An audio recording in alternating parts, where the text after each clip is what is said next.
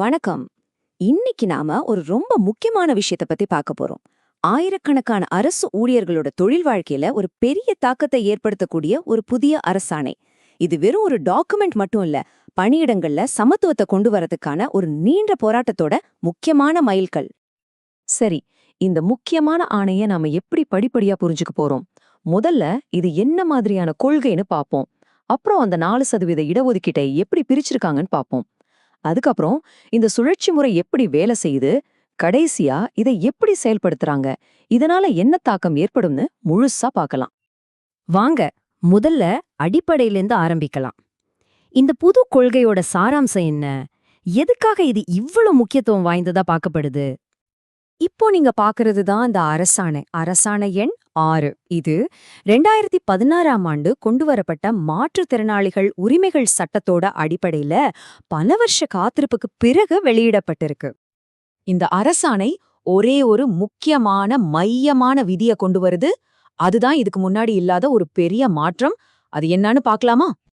4%. ஆமாங்க, இதுதான் அந்த மிகப்பெரிய மாற்றம். இனிமேல் அரசு பணிகள்ல பதவி உயர்வுகள்ல மாற்றுத்திறனாளிகளுக்கு 4% இடஒதுக்கீடு கொடுத்தே ஆகணும். இது பாக்குறதுக்கு ஒரு சின்ன நம்பரா தெரியலாம், ஆனா சம வாய்ப்பை உறுதி செய்யறதுல இது ஒரு மாபெரும் பாய்ச்சல். முக்கியமான விஷயம் என்னன்னா, இந்த 4% இடஒதுக்கீடு யாருக்கெல்லாம் கிடைக்கும்? சட்டப்படி வரையறுக்கப்பட்ட இயலாமை அல்லது பெஞ்ச்மார்க் டிசபிலிட்டின்னு சொல்லி முறையான மருத்துவ அதிகாரிகிட்ட இருந்து சான்றிதழ் வாங்கினவங்களுக்கு மட்டும்தான் இந்த கொள்கை பொருந்தும். இந்த கொள்கை எங்கெல்லாம் லாகு ஆகும்னு பாத்தீங்கன்னா, தமிழ்நாட்டுல இருக்கிற எல்லா அரசு நிறுவனங்களுக்கும் இது பொருந்தும். பதவி உயர்வு மட்டும் இல்ல, டிரான்ஸ்ஃபர் மூலமா வர்ற நியமனங்களுக்கும் இது பொருந்தும். ஆனா இங்க ஒரு முக்கியமான கண்டிஷன் இருக்கு. ஒரு பதவியில மொத்த பணியிடங்கள், அதாவது கேடர் ஸ்ட்ரென்த் 5க்கு மேல இருந்தா மட்டும்தான் இந்த இடஒதுக்கீடு அங்கே அப்ளை ஆகும். அடுத்து ரொம்ப முக்கியமான ஒரு கேள்விக்கு வருவோம். அந்த 4% இடஒதுக்கீட்டை எப்படி பிரிக்கிறாங்க? அது எல்லா விதமான மாற்றுத்திறனாளிகளுக்கும் சரியா போய் சேருதான்னு பாப்போம். பாருங்க, இந்த அரசாணையிலேயே ரொம்ப தெளிவா ஒரு அட்டவணை கொடுத்திருக்காங்க. இது மூலமா இந்த இடஒதுக்கீடு ரொம்ப வெளிப்படையா நியாயமான முறையில பிரிக்கப்படுறத உறுதி செஞ்சிருக்காங்க. இந்த 4% எப்படி பிரிச்சிருக்காங்கன்னு பாருங்க. கண் பார்வை மற்றும் பார்வை குறைபாடு இருக்கிறவங்களுக்கு 1%, செவித்திறன் குறைபாடு உள்ளவங்களுக்கு 1%, கை கால் மாதிரி இயக்க குறைபாடு உள்ளவங்களுக்கு 1%, அப்புறம் ஆட்டிசம், அறிவுசார் இயலாமை போன்றவற்றுக்கு 1%ன்னு பிரிச்சிருக்காங்க. இதுல ஒன்றுக்கும் மேற்பட்ட இயலாமைகள் இருக்கிறவங்களுக்கும் தனியா 1%ன்னு இதை வகைப்படுத்தியிருக்காங்க. இப்போ கொஞ்சம் டெக்னிக்கலான பகுதிக்குள்ள போறோம். ஆனா கவலைப்படாதீங்க, நான் உங்களுக்கு ரொம்ப சிம்பிளா புரிய வைக்கிறேன். இந்த இடஒதுக்கீட்ட அரசாங்கம் நிஜத்துல எப்படி, எந்த முறைப்படி செயல்படுத்துது? இதுக்காக 200 புள்ளி சுழற்சி முறைன்னு ஒன்ன பயன்படுத்துறாங்க. சிம்பிளா சொல்லணும்னா இது ஒரு கியூ மாதிரி. 1ல இருந்து 200 வரைக்கும் ப்ரொமோஷன் லிஸ்ட்ல நம்பர் இருக்கும். அதுல சில குறிப்பிட்ட நம்பர்களை இந்தந்த இடஒதுக்கீட்டு பிரிவுக்குத்தான்னு முன்கூட்டியே ரிசர்வ் பண்ணிடுவாங்க. இந்த அரசாணை ரொம்ப தெளிவா சொல்லுது. உதாரணத்துக்கு, இந்த 200 பேர் கொண்ட லிஸ்ட்ல 25வது மற்றும் 125வது ப்ரொமோஷன் கண் பார்வை குறைபாடு உள்ளவங்களுக்கு. அதே மாதிரி 48வது மற்றும் 148வது இடம் செவித்திறன் குறைபாடு உள்ளவங்களுக்குன்னு ஒவ்வொரு பிரிவுக்கும் குறிப்பிட்ட இடங்களை ஒதுக்கியிருக்காங்க. சரி, இப்போ ஒரு முக்கியமான கேள்வி வருது. ஒருவேளை அப்படி ஒதுக்கப்பட்ட இடத்துக்கு அந்த நேரத்துல தகுதியான ஆள் கிடைக்கலனா என்ன ஆகும்? அந்த இடம் காலியாயிடுமா? அப்படி ஆகக்கூடாதுங்கிறதுக்காகத்தான் முன்கொண்டு செல்லும், அதாவது கேரி ஃபார்வர்ட் முறையே வச்சிருக்காங்க.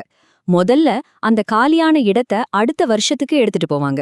அப்போ அதே பிரிவைச் சேர்ந்த ஒருத்தரை வச்சு நினைப்ப முயற்சி பண்ணுவாங்க. அப்பவும் முடியலன்னா மத்த மாற்றுத்திறனாளி பிரிவுகள்ல தகுதியானவங்களுக்கு கொடுப்பாங்க.